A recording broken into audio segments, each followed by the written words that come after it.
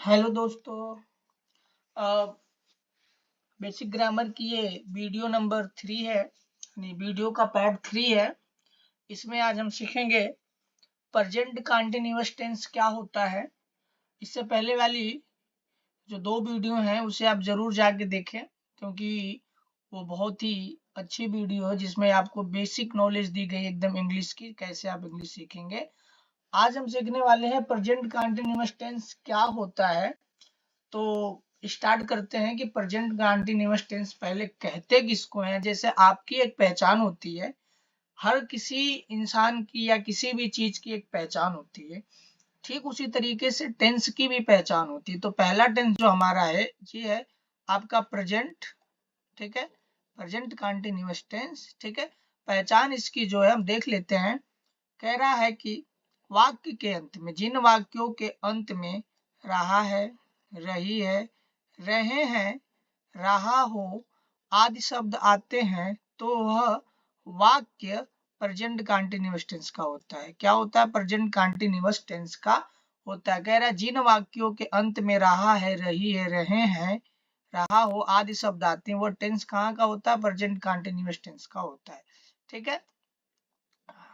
इसकी सहायक क्रिया क्या होती है? इसकी जो हेल्पिंग वर्ब होती है, कह रहा है इसमें हेल्पिंग वर्ब होती है इज, एम, आर। इसमें 3 हेल्पिंग वर्ब होती है, इज, एम, आर। तो पहचान आपको समझ में आई, रहा, रही, रहे आता है, और इसकी 3 सहायक क्रिया होती है इज, एम, आर।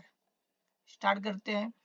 इज एक वचन कर्ता के साथ लगता है। क्या कह रहा है? इज एक वचन कर्ता के साथ लगाते हैं, ठीक है। जिनको कर्ता नहीं समझ में आ रहा है, सब्जेक्ट नहीं समझ में आ रहा है, वो जाके वीडियो नंबर 1 देख ले। वीडियो का जो पार्ट 1 है उसको जाके देखें, आसानी से समझ में उसमें आ जाएगा। फिर भी मैं यहाँ आपको बताया हूँ एक वचन कर्ता क्या होता है। ही, सी, इट या किसी का भी नाम।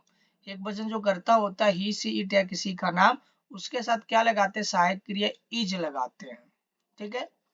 चलिए आगे स्टार्ट करते हैं। इसके आर के साथ, यानी आर किसके साथ लगता है? आर बहुवचन कर्ता के साथ लगता है। आर किसके साथ? बहुवचन के साथ लगाया जाता है। आर किसके साथ लगाया जाता है? बहुवचन कर्ता के साथ लगाया जाता है। आर किसके साथ लगाया जाता है? बहुवचन कर्ता के साथ लगाया जाता है, ठीक है। बहुवचन कर्ता क्या है? I, we, you, they, these, those या एक से ज्यादा। बहुवचन कर्ता क्या है? ठीक है, I, we, you, they, these, those या एक से ज्यादा। यानी आर किसके साथ लगाएंगे? प्रेजेंट कंटीन्यूअस टेंस में बहुवचन कर्ता के साथ लगाते हैं, ठीक है। आई बात समझ में। अब आता है एम। एम किसके साथ लगाते हैं? आई के साथ एम लिखते हैं। आपने बहुत बार सुना होगा आई एम, आई एम। तो वो अगर प्रेजेंट कंटीन्यूअस टेंस का होता है तो उसको आई के साथ एम लगा देते हैं, ठीक है। अभी आपने प्रेजेंट कंटीन्यूअस टेंस की पहचान समझ ली। रहा है, रही है, रहे हैं, रहा हो आदि शब्द अगर किसी वाक्य के अंत में आते हैं तो उसको हम क्या कहते हैं? वो है आपका प्रेजेंट कंटीन्यूअस टेंस। इसमें 3 सहायक क्रिया होती हैं, इज, एम, आर। इज एक वचन कर्ता के साथ, आर बहुवचन कर्ता के साथ, और आई के साथ एम लगाते हैं, एम के साथ आई आता है। मेन वर्ब क्या होती है? मुख्य क्रिया में क्या कह रहा है? इसमें आईएनजी जोड़ देते हैं। मेन वर्ब में क्या करते हैं? आईएनजी जोड़ देते हैं। ये आपका जो भी मेन वर्ब आएगी उसमें आईएनजी क्या करेंगे? जोड़ देंगे। चलिए अफर्मेटिव इसका समझते हैं कि अफर्मेटिव क्या होता है। अफर्मेटिव सेंटेंस, ये आपका अफर्मेटिव सेंटेंस है। एग्जाम्पल जैसे सीमा किताब पढ़ रही है, तो मैंने आप लोगों को समझाया था अफर्मेटिव सेंटेंस को कैसे बनाते हैं। सबसे पहले सब्जेक्ट लिखते हैं। क्या लिखते हैं? सबसे पहले हम सब्जेक्ट लिखते हैं, फिर क्या लिखते हैं? हेल्पिंग वर्ब लिखते हैं, एच वी। क्या लिखते हैं?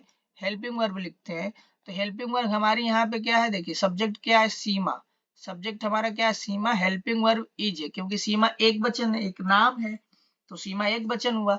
और मेन वर्ब इसकी क्या है? मेन वर्ब है रीड। क्या है?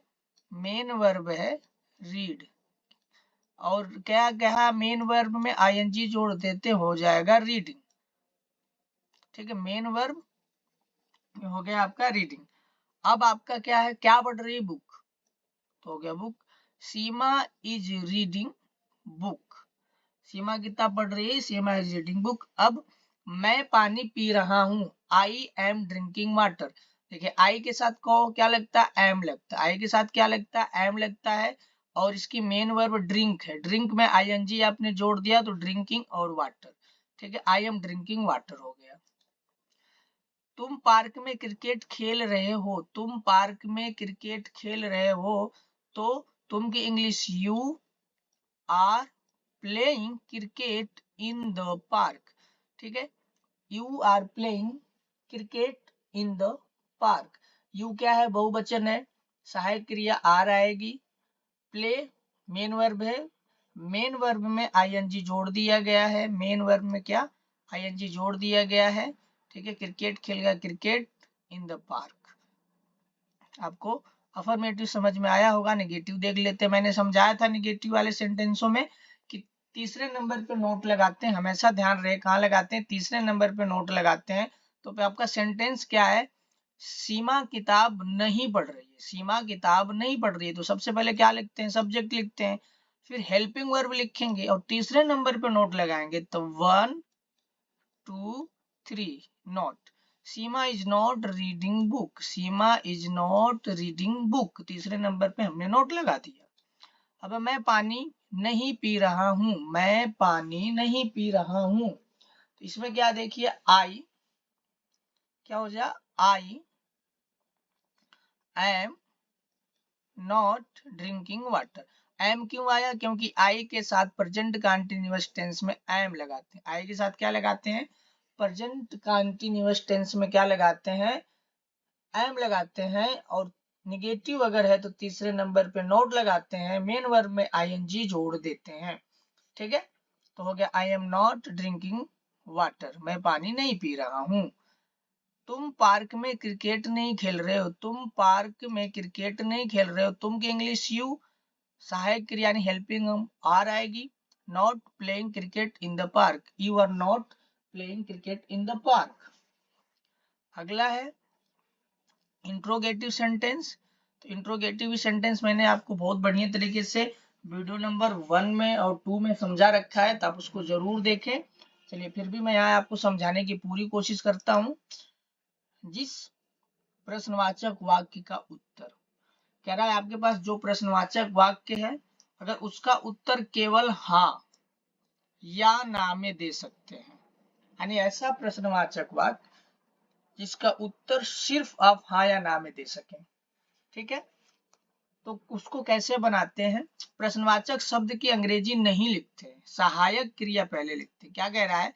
प्रश्नवाचक शब्द की अंग्रेजी नहीं लिखेंगे, सहायक क्रिया पहले लिखेंगे। यानी ऐसा कोई प्रश्नवाचक वाक्य हो जिसका उत्तर आप हाँ या ना में दे सकते हो, तो उस प्रश्नवाचक शब्द की अंग्रेजी बिल्कुल ही नहीं लिखेंगे।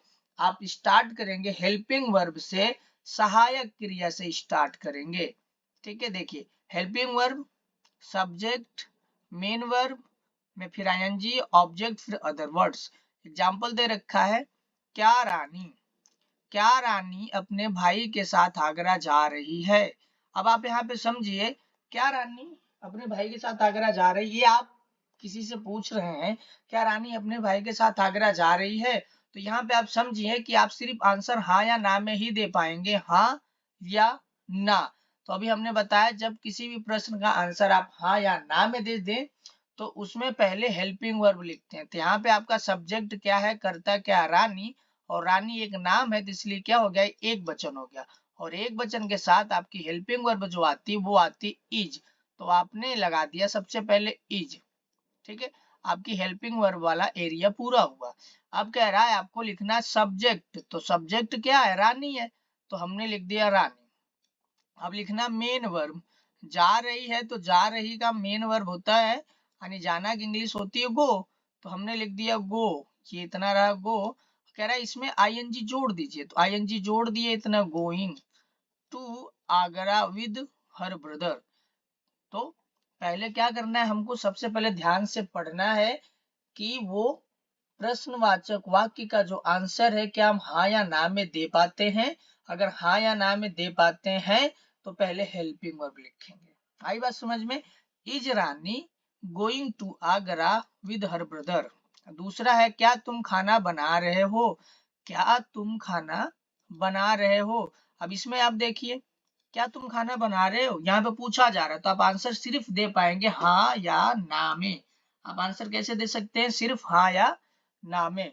तो हो जाएगा तुम बहुवचन है, इसकी सहायक क्रिया आएगी are you cooking food, are you cooking food. अगला है, अगला देख लेते हैं जिसमें जिन प्रश्न वाक्यों का उत्तर हाँ या ना में नहीं मिलता है उसमें प्रश्नवाचक शब्द की अंग्रेजी पहले लिखते हैं फिर सहायक क्रिया लिखते हैं। देखिए क्या कह रहा है कि आपका ऐसा प्रश्नवाचक शब्द वाक्य, ऐसा प्रश्नवाचक वाक्य जिसमें आप उत्तर हाँ या ना में नहीं दे सकते, आपको कुछ ना कुछ बताना पड़ेगा हाँ ना के अलावा। तो उसका जो होता है सबसे पहले क्वेश्चन वर्ड लिखते हैं। क्या लिखते हैं, सबसे पहले क्या लिखते हैं, क्वेश्चन वर्ड लिखते हैं। ये हमने क्वेश्चन वर्ड, फिर क्या हमको लिखना है, हेल्पिंग वर्ब लिखना है, फिर सब्जेक्ट, फिर मेन वर्ब, फिर उसमें आईएनजी जोड़ देना होता, ऑब्जेक्ट, फिर अदर वर्ड। यानी ये फार्मूला किसके लिए लागू होगा, जिस प्रश्न का आंसर आप हाँ या ना में नहीं दे सकते हैं। जैसे देखिए एक उदाहरण है, आलोक क्यों नदी में नहा रहे हैं। आलोक क्यों नदी में नहा रहे हैं नहीं या नहा रहा है, आलोक नदी में क्यों नहा रहा है ये होगा। ठीक है, तो हो जाएगा व्हाई। देखिए क्यों, क्यों नहा रहे हैं तो क्यों का आपको आंसर देना पड़ेगा, आप हाँ या ना में तो बता नहीं पाएंगे। आपसे किसी ने पूछा कि आलोक क्यों नदी में नहा रहा है, आलोक क्यों नदी में नहा रहा है, तो आपको इसका बकायदा आंसर देना पड़ेगा कि उसका मन कर रहा है या उसको गर्मी लग रही है, कुछ भी आपको बताना पड़ेगा। लेकिन आप हाँ या ना में इसका आंसर बिल्कुल नहीं दे सकते। जिसका आंसर आप हाँ या ना में नहीं दे सकते हैं उसमें आपको प्रश्नवाचक शब्द की अंग्रेजी लिखनी पड़ेगी। तो यहाँ पे क्यों है और क्यों की जो अंग्रेजी होती है वो होती है व्हाई। तो सबसे पहले आपको व्हाई लिख दिया हमने, क्वेश्चन वर्ड लिख दिया व्हाई, तो ये आपका क्वेश्चन यानी प्रश्नवाचक वाक्य हो गया, शब्द हो गया। अब हेल्पिंग वर्ब बोला लिखने के लिए, सहायक क्रिया लिखने के लिए बोला हेल्पिंग वर्ब, तो इसके लिए हम लिख देंगे इज। ठीक है, अब उसके बाद क्या बोला, सब्जेक्ट लिखो, तो सब्जेक्ट हमारा आलोक है तो हमने आलोक लिख दिया है। अब क्या कह रहा है, आपको लिखनी मेन वर्ब, मुख्य क्रिया मेन वर्ब। नहाना का इंग्लिश बाथ होता है तो बाथिंग कहाँ, इन द रिवर, तो why is Alok bathing in the river, Alok नदी में क्यों नहा रहा है। कब तुम घर जा रहे हो, कब तुम घर जा रहे हो। देखिए कब तुम, तो यहाँ पे आपको आंसर देना पड़ेगा कल, परसों, 1 बजे, 2 बजे, 2 मिनट बाद, 3 मिनट बाद, आपको इसका आंसर देना पड़ेगा। जिसका आपको आंसर देना पड़ रहा हो आप उसका सबसे पहले प्रश्नवाचक शब्द की अंग्रेजी लिखेंगे। तो यहाँ पे कब है तो कब का जो प्रश्नवाचक शब्द होता है इंग्लिश में व्हेन होता है। क्या होता है, व्हेन होता है। तो हम सबसे पहले यहाँ पे लिखेंगे व्हेन, व्हेन लिख दिया हमने सबसे पहले। ठीक है, ये आपका व्हेन रहा। फिर व्हेन आर यू, क्योंकि यू जो है बहुवचन है, सहायक क्रिया उसके बाद लिखनी है are. When are you going to house, when are you going to house. बात आई समझ में, मुझे उम्मीद है कि आपको ये समझ आ रहा होगा। अब मैंने ये कुछ वर्ड मीनिंग्स दिया है आपको, ये जो वर्ड मीनिंग्स है ये आपको इंग्लिश में और बेहतर बनाएंगी। ठीक है, जिसको मैंने यहाँ पे बकायदे लिख दिया है। ठीक है, इम्प्रोवाइजेशन मतलब जुगाड़, पंक मतलब टपोरी, परफिडियस मतलब दगाबाज, बेट्रेयर मतलब विश्वासघाती, पैशन मतलब जोश या जुनून होता है, माइजर मतलब कंजूस होता है, एड्रोइट मतलब माहिर होता है, ऑब्सेशन मीन्स जुनून होता है। ठीक है, ये आपको दे रखा हूं, आप इसे याद करें, लिख लें। ठीक है, जो आपको आगे चल के बहुत कहीं ना कहीं काम आएगी। आपको इस वीडियो से सीखने को कुछ ना कुछ मिला होगा तो लाइक, शेयर, कमेंट और सब्सक्राइब जरूर कर दें। आप लोग मुझे सपोर्ट करें